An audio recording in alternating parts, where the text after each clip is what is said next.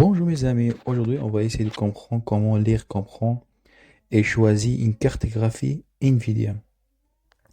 Tout d'abord, il faut savoir, quand vous achetez une carte graphique, vous allez essayer de comprendre, vous allez choisir quoi comme puissance, quelle génération. Donc, il faut savoir là, tout simplement le GTX, c'est l'ancienne génération avant 2018 et après 2018, c'est le RTX, c'est le monde moderne.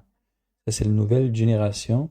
C'est plus performant, plus puissant avec de nouvelles technologies comme le ray tracing, ce qu'on voit sur l'image, par exemple le reflet qu'on voit sur l'eau qu'on voit dans l'image.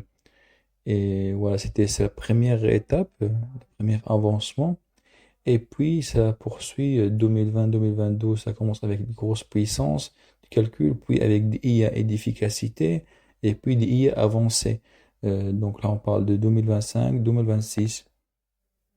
Et puis, au fur et à mesure, ça développe encore. Et maintenant, il faut comprendre, pour NVIDIA évaluer par génération, pas par année. Le GTX, c'est l'ancien, le RTX, c'est le moderne. Le premier chiffre indique l'âge, les mots à la fin indiquent le niveau de puissance et comment il est boosté. Chez NVIDIA, le nom d'une carte graphique se lit comme une phrase, nombre de coupés visuellement. Par exemple, là, on a le GTX, le RTX. Et on a, par exemple, là, si vous remarquez, ça commence par 20 jusqu'à 50. Donc ça, c'est l'âge de la génération. Donc, on a le 50, c'est plus récent que le 20. C'est-à-dire le 20, c'est plus ancien. Donc toujours le premier chiffre, c'est le date de sortie. Plus c'est petit, plus c'est ancien.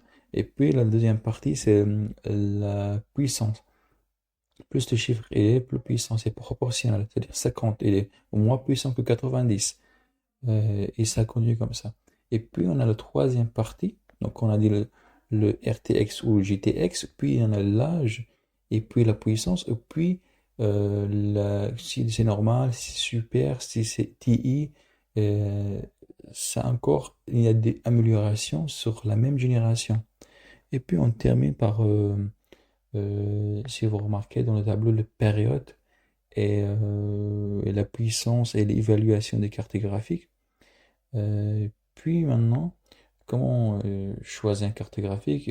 Bah, ça dépend de votre usage. Si vous avez un usage quotidien, bah, c'est L60, plus puissant c'est S60, les montages vidéo 70 voilà, 70 super, etc. Plus vous allez monter dans le chiffre, c'est plus puissant. Et aussi pour HC+, le chiffre est plus haut, c'est plus récent. Voilà. À bientôt pour la prochaine vidéo.